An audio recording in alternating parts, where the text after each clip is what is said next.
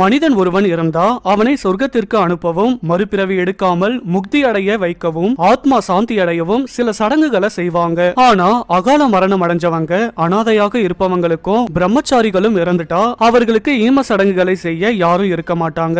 அப்போ அவர்களுடைய ஆன்மா எப்படி சாந்தி அடையும்? ஈம சடங்கு செய்யலனா அவங்க அடையும் நிலை என்ன? இதை பற்றி கருட பகவான் விஷ்ணு பகவானிடம் கேட்கிறாரு. அதை பற்றி தான் இந்த பதிவுல பார்க்க போறோம். பறவைகளின் வேந்தனும் பெரிய திருவடி என்று போற்றப்படுபவனுமாகிய கருடாழ்வார் பரந்தாமனாகிய ஸ்ரீமன் நாராயணனை நோக்கி கேட்டாரு. மகா பிரபுவே, இறப்பிற்கு பிறகு ஒருவனுக்கு பிரேத ஜென்மம் விளையாதிருக்க அவன் தன் வாழ்நாளில் என்னென்ன சடங்குகளை செய்ய வேண்டும், அதனை எனக்கு தயவு செய்து கூறியருள வேண்டும் அப்படின்னு கேட்கிறாரு. ஸ்ரீ வல்லப மூர்த்தியானவர் கருடனுடைய கேள்விக்கு பதில் சொல்ல தயாரானாரு. கருடா, ஈம சடங்குகளை பற்றி நான் ஓரளவிற்கு சுருக்கமாக உனக்கு சொல்கிறேன். ஒருவன் தன் மோட்சத்தை பெற விரும்பினால் அதற்குண்டான கர்மங்களை அவன்தான் செய்ய வேண்டும். ஆணாயினும் பெண்ணாயினும் குழந்தையாயினும் 5 வயதை கடந்து ஒருவர் மரணம் அடைந்து விட்டால் அவருக்காக கர்மம் செய்பவனுக்கு அறிவுறுத்தப்படுவது இதுதான். கர்மம் செய்பவன் இறந்தவனுடைய நலனுக்காக விருஷோத்சர்க்கம் என்னும் சடங்கை செய்ய வேண்டும். அதன் மூலமே இறந்தவன் பிரேத ஜென்மத்தை அடைவதிலிருந்து தப்பிக்க முடியும். பிரேத ஜென்மம்னா மறு ஜென்மம். இதனை தவிர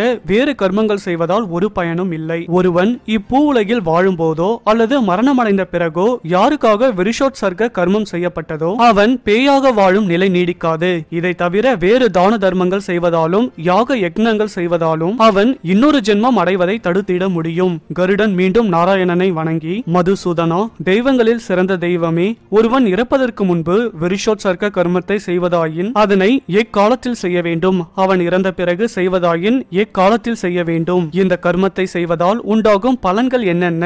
சிரார்த்தம் செய்யும் போது 16 வகை கர்மங்கள் செய்ய வேண்டும் என்று அறிவுறுத்தப்படுகின்றனவே. அவ்வகை கர்மங்களை செய்வதால் இறந்த ஒருவனுக்கு என்னென்ன பலன்கள் உண்டாகின்றன?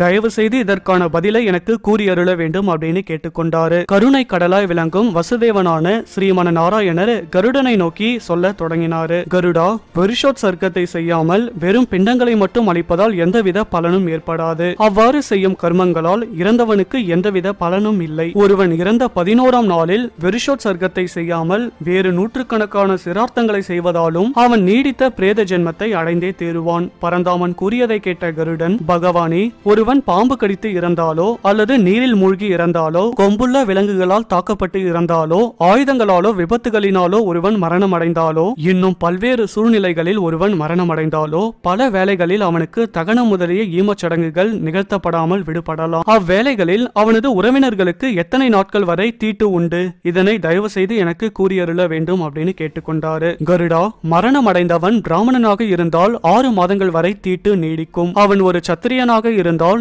2.5 மாதங்கள் வரை தீட்டு உண்டு. அவன் ஒரு வைசியனாக இருந்தால் 1.5 மாதங்கள் வரை தீட்டு உண்டு. இம்மூவரும் அல்லாத பிற இனத்தவராக இருந்தால் 1 மாதம் தீட்டு உண்டு. ஒருவன் இப்பூ உலகில் வாழ்கின்ற காலத்தில் விலை மதிப்பற்ற பொருட்களை தகுதியான ஒருவனுக்கு தானம் செய்தால் அவன் பிரம்மச்சாரியாக வாழ்ந்து மரணம் அடைந்தாலும் அவனது இறப்பு இயற்கையான மரணமாக இல்லாதிருந்தாலும் இறப்பிற்கு பிறகு அவனுக்கு எந்தவித நிலையும் ஏற்படாது. ஒருவன் பிரம்மச்சரிய வாழ்க்கை வாழ்ந்தவன் என்றாலும் தான் வாழ்கின்ற காலத்தில் விருஷோத்சர்க்க சடங்கினை செய்தவனாகில் அவன் இயற்கை அல்லாத முறையில் மரணம் அடைந்தாலும் பிரம்மலோகத்தை அடைவான். ஒருவன் நன்னடத்தையிலிருந்து சிறிது தவறி இருந்தாலும் அவன் வாழ்கின்ற காலத்தில் விருஷோத்சர்க்கத்தை செய்தானாகில் அவன் யமலோகத்திற்கு கொண்டு செல்லப்பட மாட்டான். ஒருவன் மரணம் அடைந்தால் அவனது புத்திரனோ சகோதரனோ பேரனோ உறவினனோ அவனது இனத்தை சேர்ந்த ஒருவனோ விருஷோத்சர்க்கத்தை செய்தே ஆக வேண்டும். மரணம் அடைந்த ஒருவனுக்கு புத்திரன் இல்லை என்றால் அவனது மனைவி விருஷோத்சர்க்கத்தை செய்யலாம். மனைவி இல்லை என்றால் பெண் வயிற்றில் பிறந்த பேரனோ அல்லது பேத்தியோ விருஷோத்சர்க்கத்தை செய்யலாம்.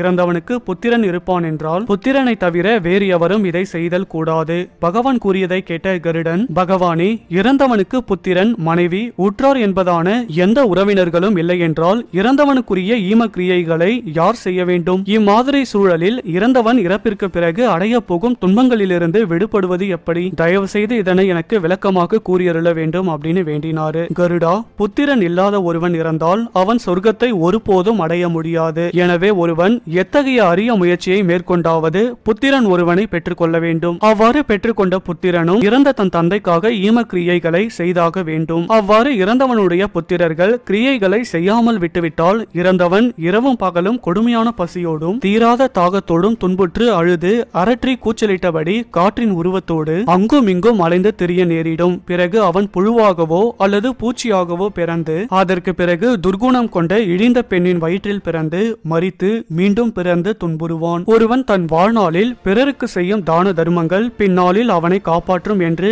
நான் முன்பே சொன்னேன். அன்பு நிறைந்த மனதோடு பிறருக்கு உணவினை தானம் செய்த ஒருவன் இறப்பிற்கு பிறகு நற்கதி அடைவான். பசு, நிலம், தங்கம், துணிமணிகள், உணவு, உரிய பதவி உள்ளிட்ட எதையேனும் தேவைப்படும் ஒருவருக்கு வழங்க வேண்டும். ஒருவன் உடல் ஆரோக்கியமாக இருக்கும் போதே இத்தகைய நற்செயல்களை செய்ய வேண்டும். ஏனெனில் ஆரோக்கியம் குன்றி நோயுற்று படுக்கையில் விழுந்த பிறகு பிறர் வற்புறுத்தினாலும் ஒருவன் தான தர்மம் முதலிய நற்செயல்களை செய்ய உற்சாகம் கொள்ள மாட்டான். ஆகையால் ஒரு மனிதன் முதுமை அடைவதற்கு முன்பாக, நோய்கள் பீடிக்கும் முன்பாக, வாழ்வு அந்திம காலத்தை நெருங்கும் முன்பே, உடல் ஆரோக்கியமாக இருக்கும் காலத்திலேயே, ஐம்புலன்கள் உணர்வோடு இருக்கும் காலத்திலேயே தன் ஆன்மாவிற்கு நன்மைகளை விளைவிக்கும் கர்மங்களை ஒருவன் அறிவுபூர்வமாக செய்து முடித்திட வேண்டும். வீடு தீப்பற்றி எரியும் போது அந்நெருப்பினை அணைக்க தேவைப்படும் தண்ணீருக்காக கிணற்றினை தோண்டும் முயற்சியில் ஈடுபடுவது மடமையின்றி வேறொன்றும் இல்லை அப்படின்னு ஸ்ரீமன நாராயணர் கருடனுக்கு அறிவுரை கூறினாரு. இந்த வீடியோ உங்களுக்கு பயனுள்ளதா இருந்தா மத்த நண்பர்களுக்கும் ஷேர் பண்ணுங்க. இது போல பல சுவாரஸ்யமான கதைகளை கேட்க நம்ம சேனலை சப்ஸ்கிரைப் பண்ணிக்கோங்க. அடுத்த பதிவுல சந்திப்போம். நன்றி.